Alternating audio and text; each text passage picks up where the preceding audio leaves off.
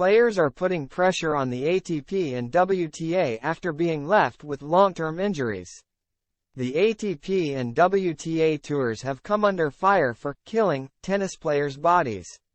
Vasek Pospisil claimed that tennis officials were trying to slow down the game with heavier tennis balls, injuring athletes in the process. And two retired players revealed that they had long-term issues because of the balls they use.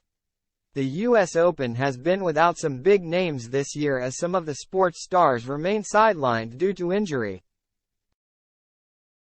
Rafael Nadal and Nick Kyrgios have barely played this year, while 2014 runner-up Kei Nishikori pulled out on the eve of the tournament. On the women's side, 2021 champion Emma Raducanu is still recovering after having surgery in May following a long-term wrist injury. And former world number 2 Paula Badosa shut down her season because of a stress fracture in her back.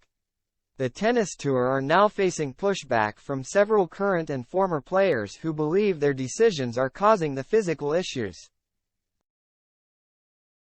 On Sunday, 2014 Wimbledon doubles champion Pospisil tweeted, "There were discussions a few years back that the ATP, WTA wanted to slow the game down, to have longer points for fans.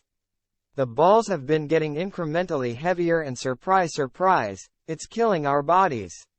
Almost every player I've spoken to feels the same way. I've never seen more wrist, elbow, and shoulder injuries in the locker room.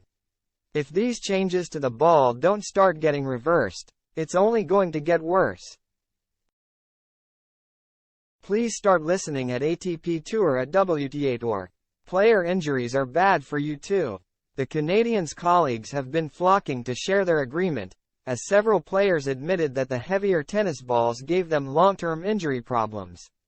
Former world number 6 Marty Fish claimed the tennis balls had been an issue for years, leaving him struggling to play a simple game of catch.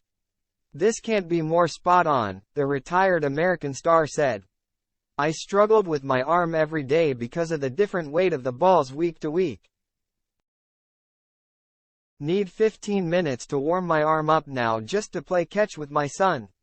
Noah Rubin, a junior Wimbledon champion who now runs behind the racket, said he was left destroyed by the toll the different tennis balls took on his arm. The 27-year-old added, "Such an underrated topic. Nothing worse than not knowing how the ball is going to feel week after week. Has destroyed my arm." While Pospisil lost in the qualifying event at this year's US Open and failed to make the main draw.